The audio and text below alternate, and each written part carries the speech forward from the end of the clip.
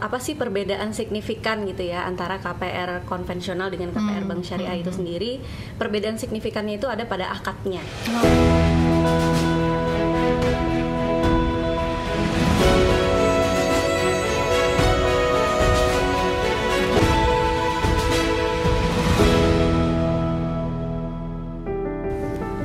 Assalamualaikum warahmatullahi wabarakatuh. Apa kabar Biamers? Kembali lagi nih di sesi podcast Muamalah Talk bersama saya Erlina.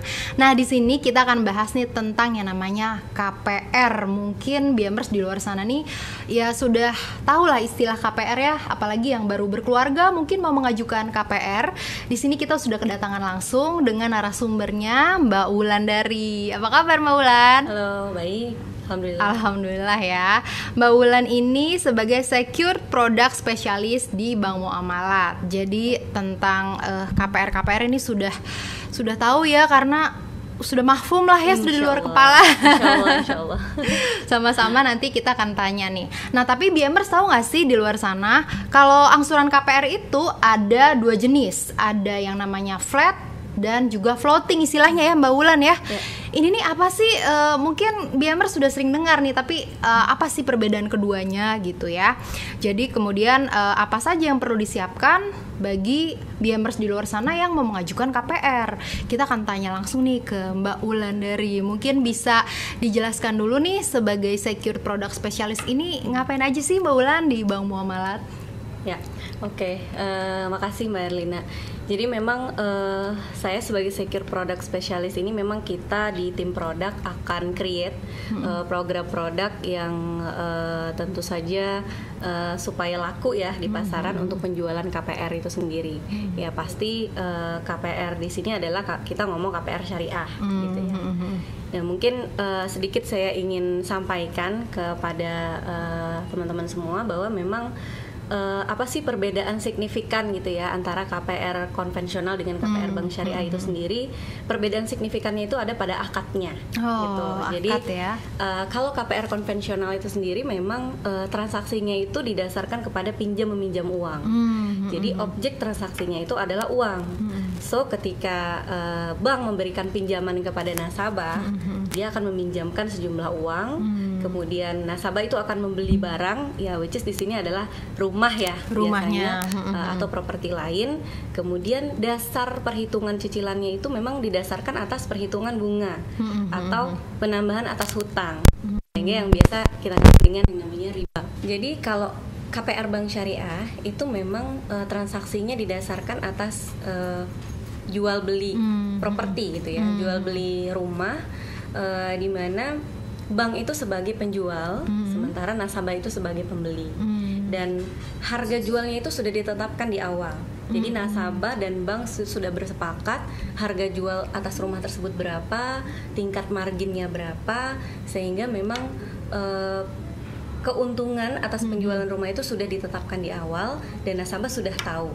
Gitu. Jadi perbedaan signifikannya itu memang ada pada akadnya itu sendiri. Akadnya ya, dan objeknya mungkin ya. Tadi kan kalau konvensional objeknya pada uangnya ya. Objek transaksinya adalah uangnya. Sementara kalau bank syariah itu objek transaksinya adalah rumah atau properti yang kita beli itu sendiri.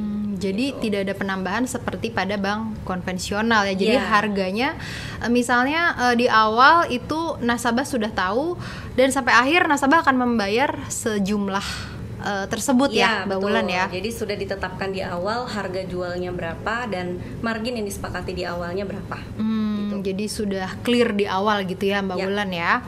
Oke nih, kemudian tadi yang seperti saya sebutkan di awal itu ada yang namanya flat dan floating angsurannya. Ini apa sih kemudian bedanya seperti apa? Mungkin Biamers sudah nggak sabar nih tadi. Oh iya ya, sering denger, cuman apa sih bedanya gitu? Oke. Jadi kalau kita bicara flat dan floating itu memang biasanya related ke KPR konvensional. Jadi di KPR konvensional itu dikenal dengan dua istilah suku bunga KPR, ya, suku bunga flat dan suku bunga floating. Nah, kalau kita bicara suku bunga flat itu memang tidak bergantung kepada suku bunga di pasar. Jadi memang tingkat perhitungan bunganya itu sudah ditetapkan di awal dan cicilannya tidak akan berubah-ubah sampai dengan akhir masa pembiayaan. Biasanya sih keuntungannya memang suku bunga tetap ini tidak akan berubah-ubah ya cicilannya, dan nasabah juga nggak akan deg-degan nih dengan cicilan yang berubah-ubah. Sementara kalau yang floating itu didasarkan kepada suku bunga pasar. Jadi kalau suku bunga di pasar itu bergerak, gitu ya, mengalami kenaikan, maka cicilannya juga akan berubah-ubah. Ikut naik ya, kalau naik berarti ikut naik. Gitu. Ya, ikut naik. Sehingga kan nasabah juga merasa deg-degan ya. Biasanya juga kalau nasabah tuh suka deg-degan, kemudian ya cicilannya berapa gitu. Karena nggak tahu ya, karena nggak tahu. Nggak ketebak gitu. Nih, bisa aja bisa naik naik lagi berapa persen dari angsuran awal gitu. Nah, begitu juga sebaliknya, kalau suku bunga turun biasanya juga harusnya sih ikut turun, tapi jarang sih kalau KPR konvensional itu yang suku bunga turun kemudian dia menurunkan cicilannya. Malah dia terakhir ya di suku bunga terakhir ya mungkin kalau turun ya. Mungkin gitu. Bisa jadi di akhir tenor saja gitu. Oke nih Mbak Wulan, tadi kan pembahasannya tentang floating di bank konvensional nih. Nah kalau di bank syariah sendiri tuh seperti apa nih? Apa bedanya ya dengan yang konvensional? Oke, jadi tadi kan kalau kita ngomong flat dan floating itu lebih relatednya ke KPR. Bank konvensional. Tapi memang kalau di syariah itu sendiri kita juga bisa slicing jadi dua jenis cicilan gitu ya.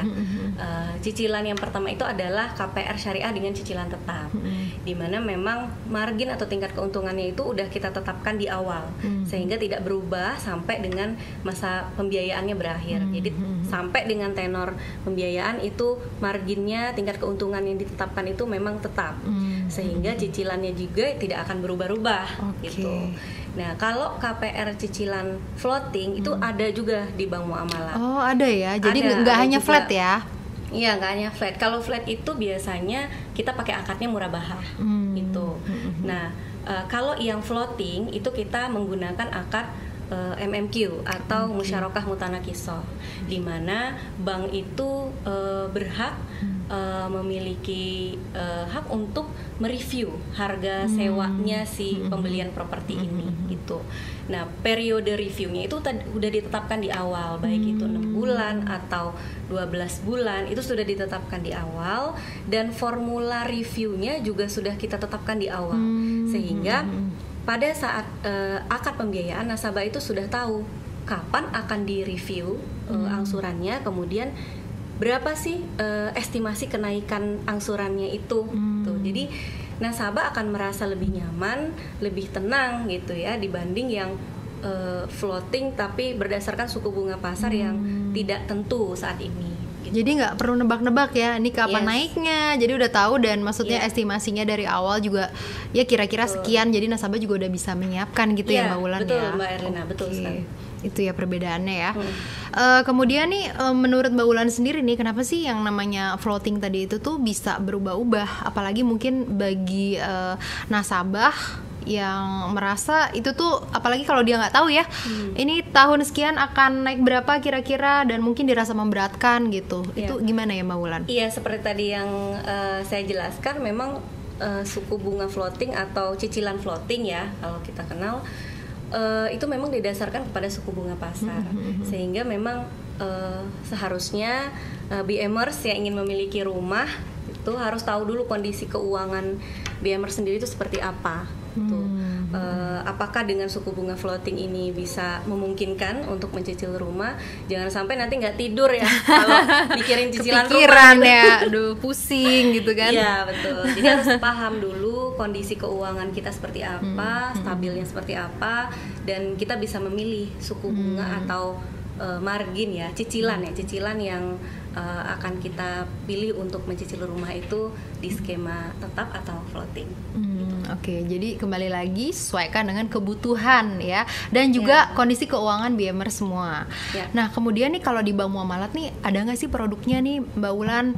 Kemudian kelebihannya nih dengan produk KPR dari bank-bank lain, mungkin itu boleh dijelaskan nih biar BMR tahu nih.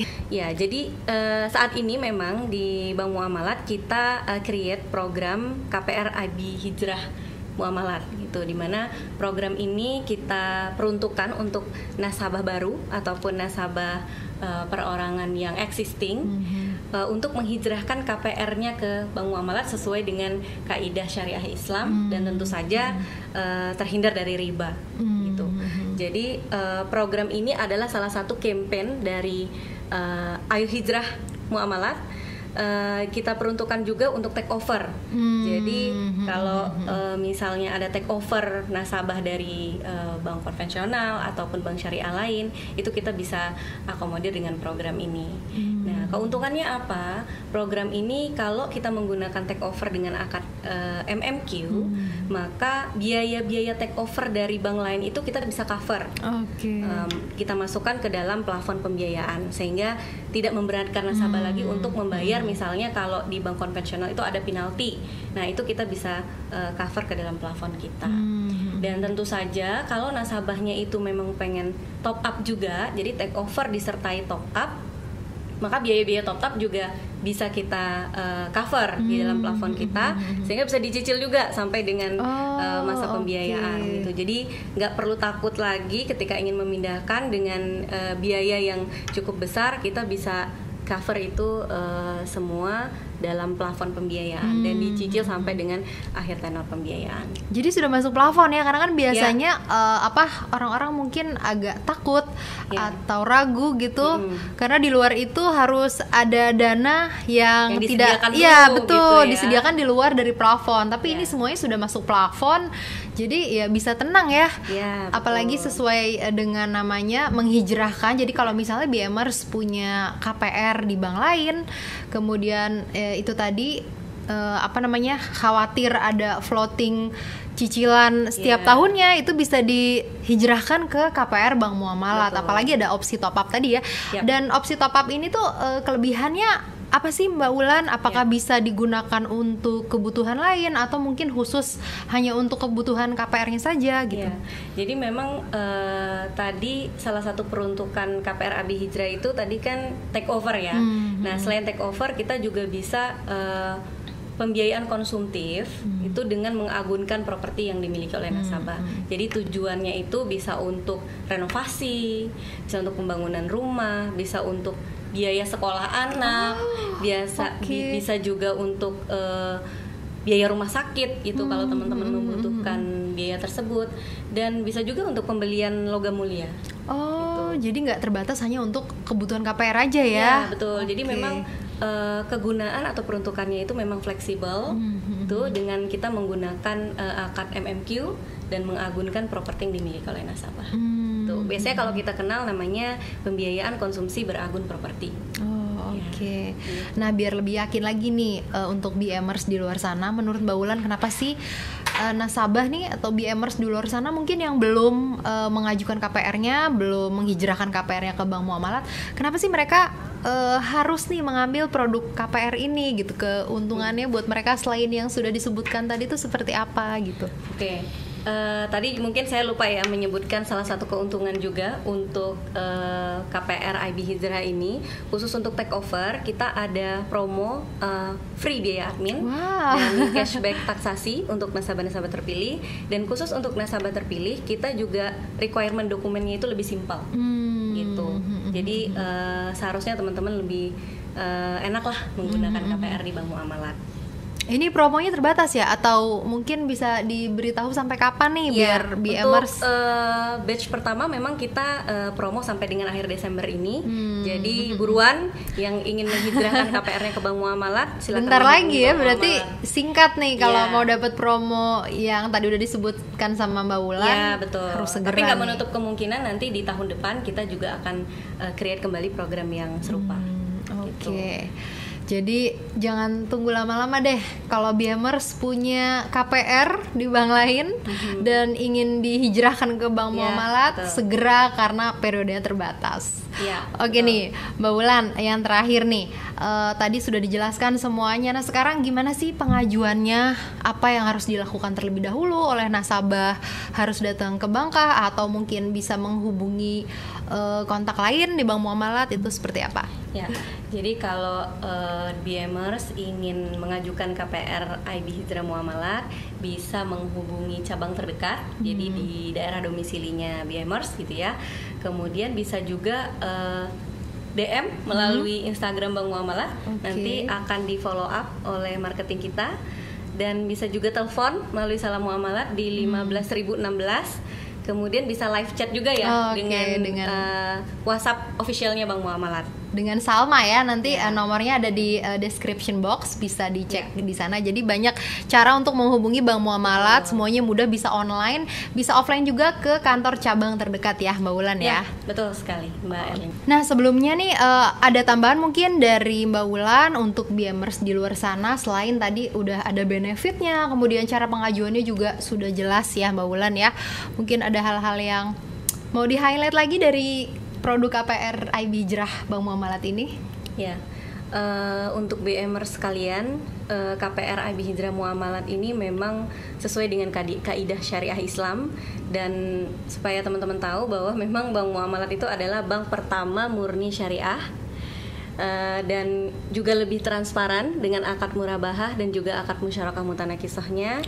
Dan yang paling penting bahwa Bank Muamalat itu adalah bank pertama murni syariah yang diawasi oleh OJK dan Dewan Pengawas Syariah, kemudian sesuai dengan fatwa DSN MUI dengan kepemilikan saham mayoritas Badan Pengelola Keuangan Haji atau BPKH ya. Jadi nggak usah ragu lagi, insya Allah selain murni syariah, kemudian diawasi OJK, juga di sini kepemilikan sahamnya saat ini mayoritas dipegang oleh BPKH. Jadi lebih tenang ya Mbak Wulan ya. Insya Allah. Insya Allah, Masya Allah. Oke, ini seru sekali. Semoga pembahasan tentang KPR kali ini nih membuat BMers jadi lebih tahu nih, dan gak ragu lagi untuk menghijrahkan KPR-nya ke Bank Muamalat ya Mbak Wulan ya. Amin. Oke, kalau gitu terima kasih banyak Mbak Wulan sudah hadir di podcast kali ini. Sama-sama. Mudah-mudahan nanti bisa hadir lagi dengan materi atau hal-hal yang lebih bermanfaat lagi buat BMers di luar sana. Insya Allah ya. Kalau gitu saya Erlina dengan Mbak Wulandari, kita pamit dari sesi Muamalat Talk kali ini. Assalamualaikum warahmatullahi wabarakatuh.